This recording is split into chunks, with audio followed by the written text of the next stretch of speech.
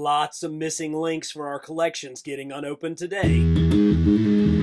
Hey y'all, and welcome back to Carbon Scoring, the best place for comics history and action figures. And we've got a new batch of Marvel Legends to open up, go through their comic history, explain why we care about these characters, and really get a deep dive into who they are, what they mean, and how they fit into our collection. So this isn't going to be just your typical look at me review. We're going to get into the history of these characters just like we always do here at Carbon Scoring. So we're going to get going. I am so excited. There are so many figures here that we have really needed for a long time. So let's get started. Today's group of figures is pretty thematically tight, and if there's one character that truly brings them all together, it's Doctor Strange. So I thought we would take a look beginning with this new 2-pack of Wong and Doctor Strange. This was actually announced at San Diego Comic-Con at the end of July and is already in our hands. So I really love it when the Hasbro team do that, when they announce a figure, show it to us,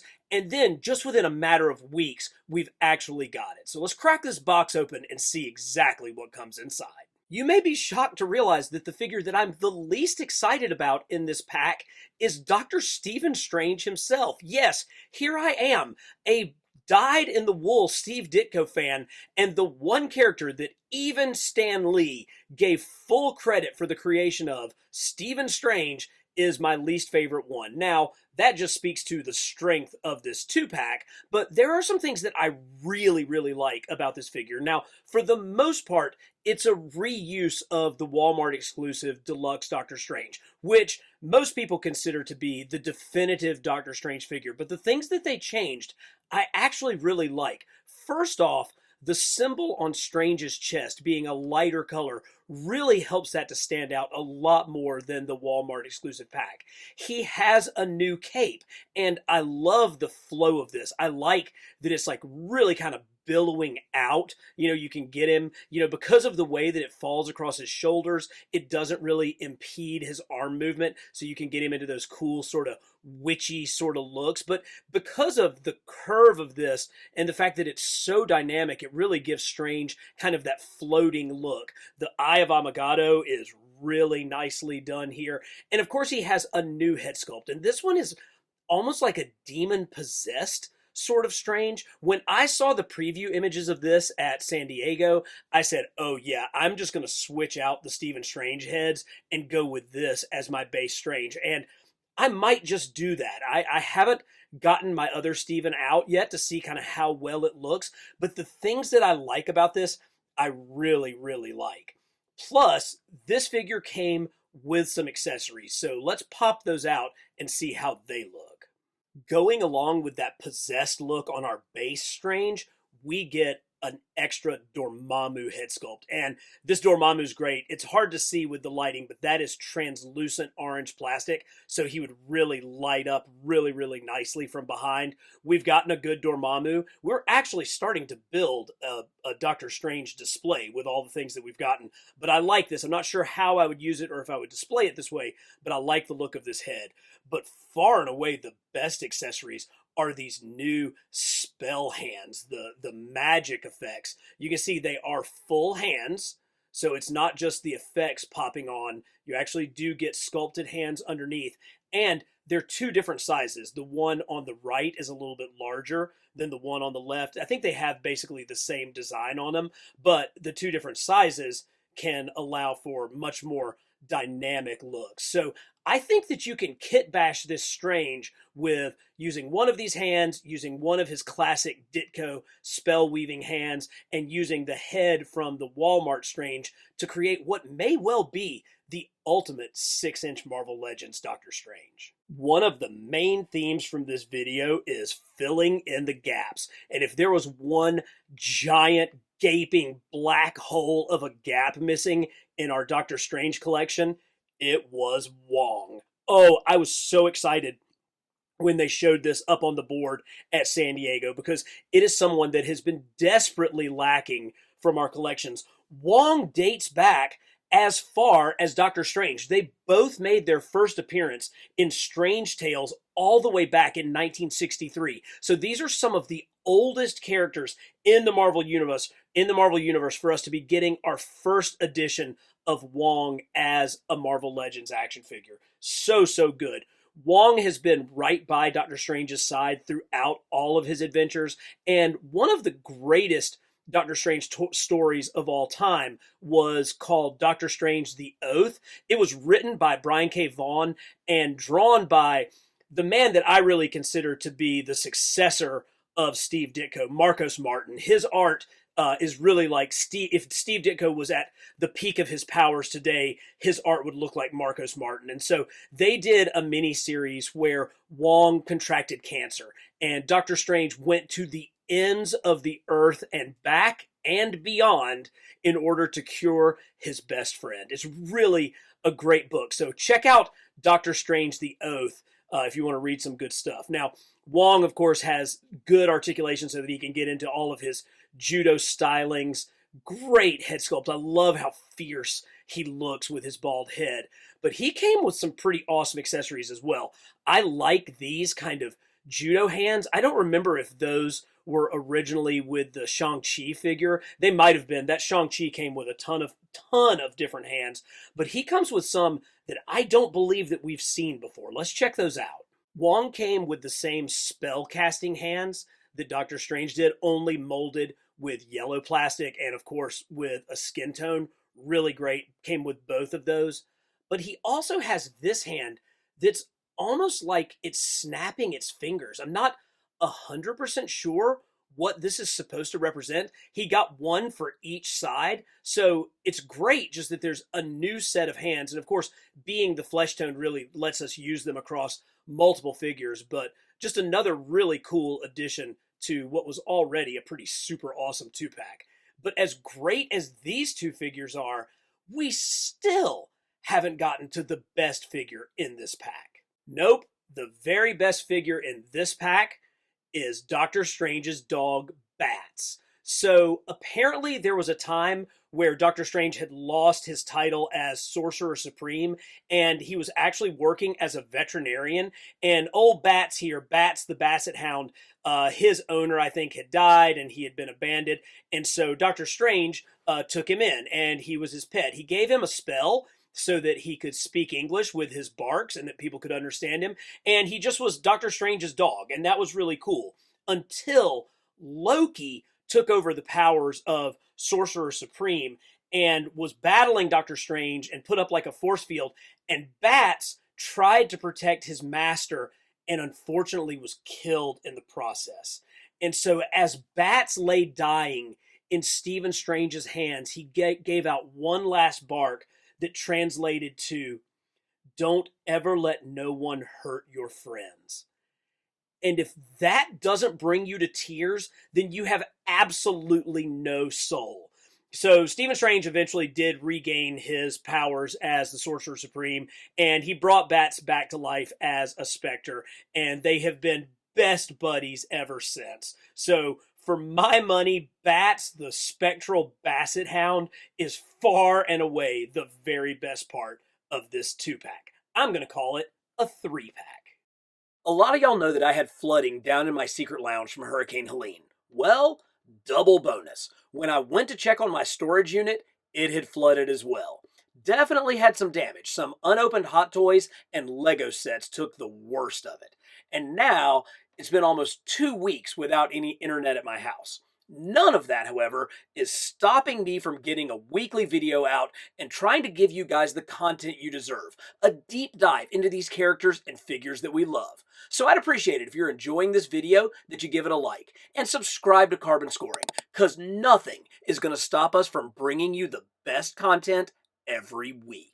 Next up, we have the 7 figures that compose the Strange Tales Build-A-Figure wave from Marvel Legends. Now, I really want to give Hasbro credit because they are bringing us new figures in multiple ways. We're getting retro card back figures, we're getting HasLab figures, we're getting deluxe figures. But unfortunately, what all of that has meant is we're seeing fewer Build-A-Figure waves per year.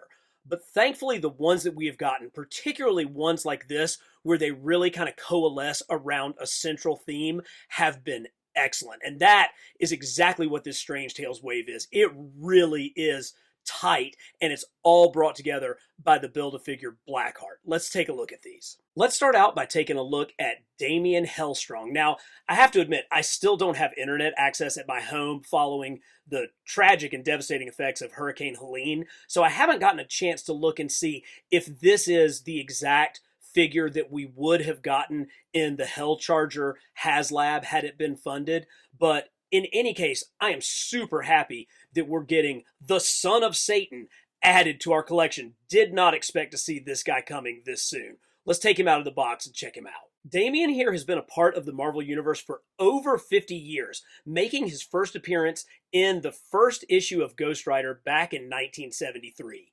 In the early 70s, the comics code was relaxed, and all of a sudden figures like vampires, like Dracula, who we're going to see later in this video, became something that could be published again after really being, outlawed following the Frederick Wortham Seduction of the Innocent book in the 1950s that kind of ended EC Comics and really throttled down most of the horror aspects in mainstream comics. But when those gates were opened up, Marvel flooded the market with that type of character. And one of Stan Lee's ideas was, why don't we do a book about Satan?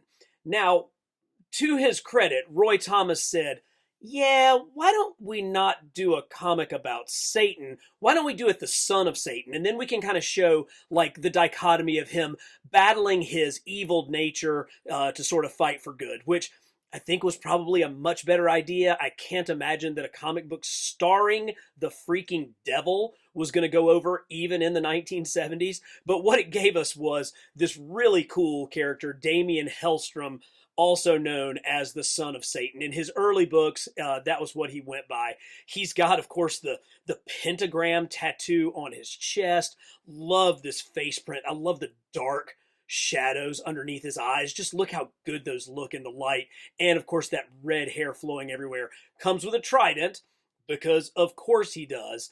But what this figure really does for me is he gets us that much closer to finishing the late 70s, early 80s Defenders. So we've gotten Valkyrie, Nighthawk, and Hellcat. Now, with Damen, we're really close.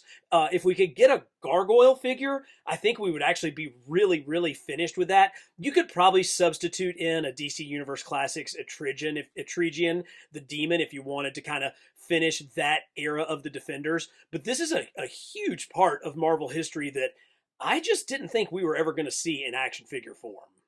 Brother Voodoo is another character from the Marvel Comics explosion of the early 1970s. He actually made his first appearance in Strange Tales issue 109 all the way back in 1973 as well. And this was yet another Stan Lee idea. He brought it to Roy Thomas saying we need to do like a Voodoo character, and Roy said, okay, great, well, why don't we call him Dr. Voodoo? And Stan said, no, let's call him Brother Voodoo, which kind of hints of racism and cultural appropriation. But you got to remember, this was the early 70s. This was when the blaxploitation movement in film was really happening with the Shaft movies and Jackie Brown and things like that. This was a time in comics where Luke Cage Power Man was coming into his own. And, we created this character of Brother Voodoo from that. So he actually was a registered psychologist in Haiti who came over because I think his brother had been possessed by a demon. And we've seen this character before. I mean, this is one that we've gotten like the Dr. Voodoo versions. He actually did eventually become titled Dr. Voodoo when he became Earth Sorcerer Supreme. I don't know if this is meant to actually represent more of his brother Voodoo phase. I love these skulls on here, but it appears that he's wearing the Eye of Agamotto, so at least this cape I think was borrowed from previous figures. Really, really great job with the paint on this head sculpt. It gets the fact that he kind of has a wash, sort of almost like a caked on chalk really well, because the lines are faded. They're not like a hard-edged line. It's like he's sort of smeared this on. Really, really cool looking. Very, very accurate. And One thing I'd like to say about these current Marvel Legends is I also buy a lot of G.I. Joe classified figures from Hasbro, and when they come out of the box, they are actually really hard to move. Marvel Legends is using a slightly softer plastic, and it really allows for more fluid movement, even with a brand new figure like this. I mean, I literally just pulled this out of the box, and you can get him into some super crunchy poses.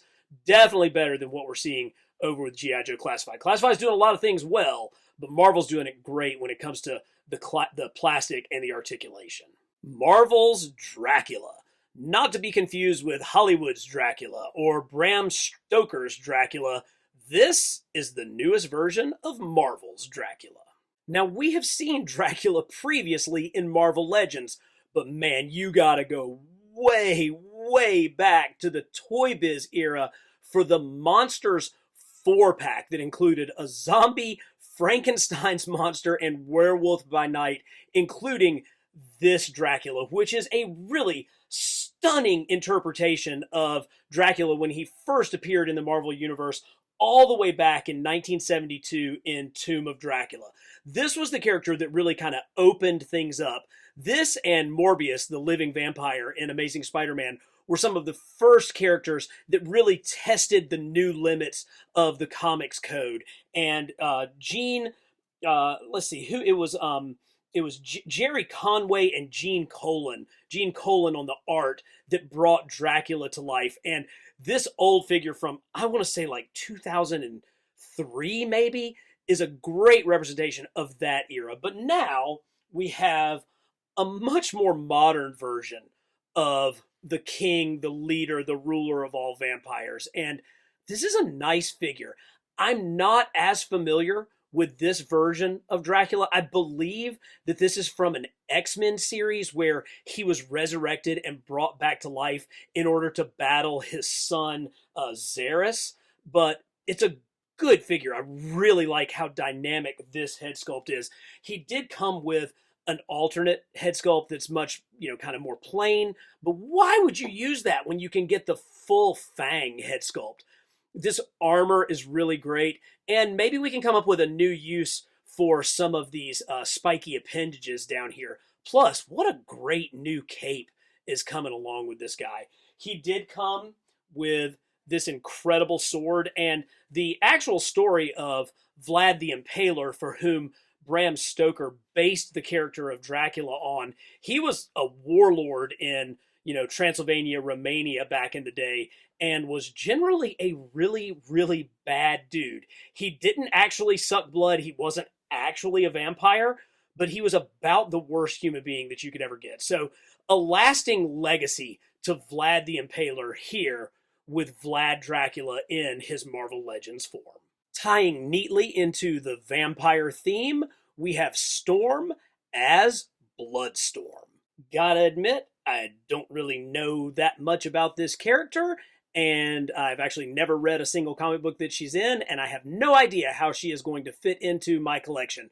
But there's a lot to like here, so before she ends up being relegated to a storage box, let's enjoy this character of Bloodstorm. So Bloodstorm is from an alternate dimension. She's from the Mutant X dimension from like the 1990s. And that dimension in the Marvel canon has the designation of 1298. And so if we're going by the typical numbering scheme of Marvel universes, that would mean that the first publication date of the Mutant X universe would have been December of 1998. And I think that does absolutely fit. So this version of Storm kind of is rocking her 80s punk look with the open vest and, kind of the crop top and whatnot. She's got the mohawk. It's a little bit shorter than the one that she had on the X-Men series in the 80s, but a very, very cool look for a vampiric version of Storm. And once again, while we did get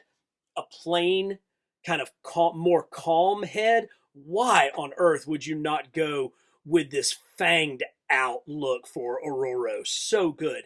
Another thing that I think is really unique about this figure is I believe these are two more new hand sculpts. So you can see this one's almost like a casting sort of hand, and this one is like a new claw hand. So I believe those are both new parts. So hopefully we'll be able to see those in use relatively soon. So Bloodstorm, Vampire Storm, Alternate Mutant X Universe Storm, pretty cool. Not sure how she's going to fit in, but I do like what I see.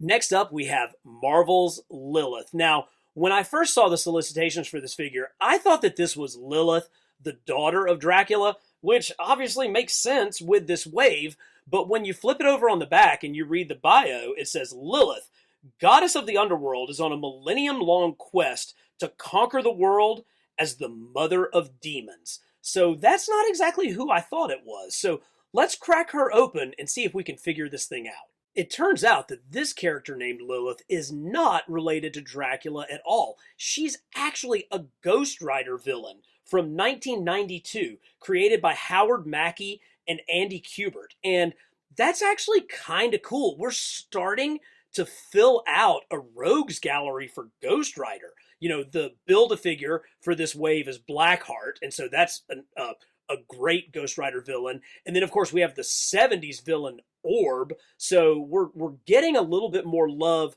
for Ghost Rider, which is great. He needs his own shelf down in the secret lounge. This figure's cool looking. You know, this figure I don't think would have worked at all before Marvel started with their new digital face printing. You know, the subtlety of those eyes, those kind of feathery sort of lashes going on there, they just would not have worked at all. Plus, this, you know, fishnet hose that we saw on Typhoid Mary, this would not have been possible with some of the previous painting techniques. So this is showing us kind of how Marvel Legends have continued to evolve. And of course, she's on the new pinless female body, which is just such a shocking improvement over what we've seen before. I like this cape. It actually pegs in right to her mid-back. But maybe my favorite feature is her hair. It's actually translucent. See, you can see my finger through it. So it creates almost this like veil coming down off the back of whatever kind of horned mask she has here. You know, it's not a character I'm super familiar with, but I really love the design, and she is going to look really, really good on a Ghost Rider shelf. All right, we got a couple of heavy hitters to finish out this wave. So let's begin with our newest version of Moon Knight. When it comes to comic book characters, you are hard-pressed to find a cooler design than that of Moon Knight. Oh, just the contrast of black and white looks so good. And that's basically what his classic costume has always contained, simply black and white. But after the cancellation of his first series, the next time we saw Moon Knight, he was in a mini-series that was titled Moon Knight, The Fist of Hansu. And in that, he had changed his costume subtly. Now he had the gold bands at both his feet and at his wrist, as well as this gold belt. And I went back and I watched my video on the comic and action figure history of Moon Knight, and I'm like, yeah, that's exactly what this figure represents. It represents that miniseries. But then I took a closer look and I realized in that miniseries, instead of the crescent moon on his chest, he actually had the Ankh. And so this one isn't exactly the miniseries Moon Knight. No, it's actually better. This is what the Moon Knight looked like when he joined the West Coast Avengers. So once again, we are filling up teams with this wave of characters. We've gotten so many that are just kind of filling in the blanks that we need to complete teams. And so that is really cool.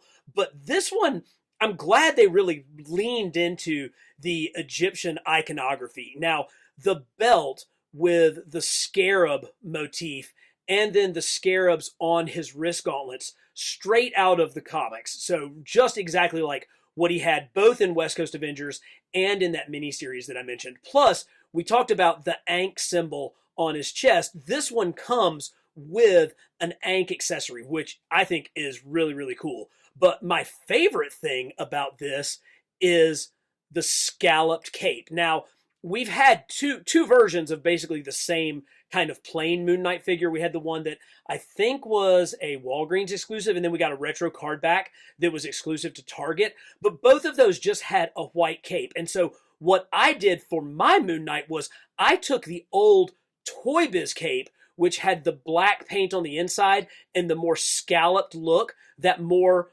scalloped crescent moon look, like how Bill Sienkiewicz drew it during the original Moon Knight run, and put that on my figure. But now I may be able to port this off of this figure and put it on the classic Moon Knight and create a much more Bill Sienkiewicz looking Moon Knight. Now, luckily, I grabbed 2 of these, so I can keep one for my West Coast Avengers display, and then I can get my classic Moon Knight in this alternate look. So much like what I'm planning on doing with the Doctor Strange figure, I'm going to kind of kit bash this Moon Knight to create my ultimate version of one of the coolest characters in comics. I have no idea why someone didn't think of this before. Combining Ghost Rider and Wolverine? Yes, please. I tried to read up on this character, and I did learn that it's a storyline from Benjamin Percy and Jeff Shaw where a demon possesses Wolverine's body. But then, the more I read, the more I was like, who cares? Look at how awesome this is. His story could be just on the back of a cereal box, and I would still read it. Oh, we got the great brown-suited Wolverine, but all of the flesh has been burned off of his adamantium skeleton, and you're left with the flaming, look of his mask coming up out of his eyes and emanating out of his jaw. He doesn't have his adamantium claws. No, he's just got blazing hellfire ripping out of his wrist. This is just what cool is all about. I mean, sometimes stories can just be fun. Sometimes characters can just be awesome. I mean, let's face it. Todd McFarlane has basically made an entire career out of just making something that looks awesome. And I got no problem with that. And so I have absolutely no problem with this Helverine. I remember seeing this thing when it was announced, and I was like, no idea what that is. Absolutely gonna buy it because it just looks so freaking cool. Unfortunately, I already did my top 50 Wolverine figures for his 50th anniversary, but whenever we redo that list, maybe it'll be for 75, this one is going to crank up the list because it is just that stupid good. Oh, the fire effects, the translucent plastic, the way that the metal of his skull is like sitting here and then the flames roaring out of it. It's just so great. So I definitely recommend picking this up. This is one that you just want to put on your desk and sit there and play with. And this being Halloween month, I can think of no better figure to pick up in October than Helverine. So you put them all together and you end up with this Blackheart Build-A-Figure, which has got some pretty cool articulation. It's got, wait a minute, this has toe articulation. This can't be a new Marvel Legends. No, this is actually the original Toy Biz Blackheart figure, which this was released as a single figure in the line. And honestly, it still looks really good, particularly when you compare it to the actual Blackheart Build-A-Figure that we just completed. They're not that different in size. The Build-A-Figure is a little bit larger, but when it comes to like sculpted detail, they're pretty similar. So just wanted to show this to give some props to what Toy Biz put out all the way back almost 20 years ago. But the new Blackheart Build-A-Figure is really great. Look at how awesome those like hair tendrils are. And he does have good articulation all the way through. Now, Blackheart first appeared in a Daredevil comic, and it was drawn by John Romita Jr. And I think really kind of if you look at this art style, I can really kind of see the John Romita Jr. stylings in it. But even though he first appeared in a Daredevil book, he's really thought of much more as a Ghost Rider villain. So again, we're starting to see more and more Ghost Rider villains in the line, which is pretty cool. He's a Ghost Rider villain, but I wonder if this guy doesn't actually fit in more with the rumored Marvel versus Capcom stuff. We got the Sentinels from the video game. There's rumors that there's more Marvel versus Capcom coming, and I think most people really think of him as a figure from that game more so than anything from his comic appearances. So this is one where, yes, he definitely fits in with this line. He's the son of Mephisto. So, we've gotten actually the legitimate son of Satan, Damien Hellstrom, and now we have Blackheart, who's the son of Mephisto, who kind of serves as the devil in the Marvel universe. So he fits into the line from that perspective. But could he also be fitting in to fill out our Marvel versus Capcom lineup? I think only time will tell when we get to see that. But no matter how you slice it, God, big figure, good articulation, really, really great posing with this guy. Bendy wire tail, everything that you would want in a Blackheart figure. And we've got time for one more two-pack. And you talk about filling in the gaps and team completing. That is exactly what we get with Rogue and Destiny.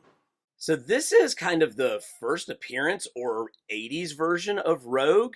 And I was watching some idiot YouTuber do like a Secret Wars video. And I remember them saying that there was zero chance that we would ever get this figure because it had such limited appeal. I think the guy actually said that he was the only one who would actually buy one.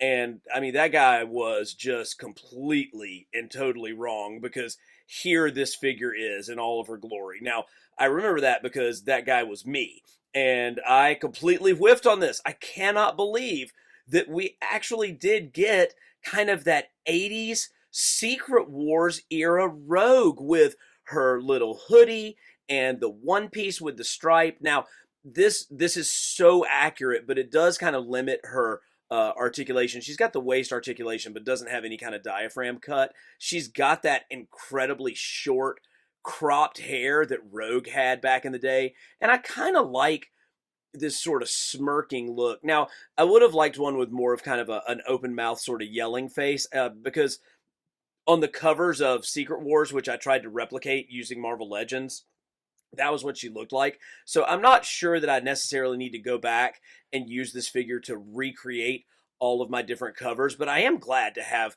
kind of, now we've gotten, virtually every single version of Rogue in Marvel Legends. I mean, we've gotten Outback, we've gotten Jim Lee, we've got the Origin, we've got, we've gotten just about all of them. So really cool. And I kind of like the green on green.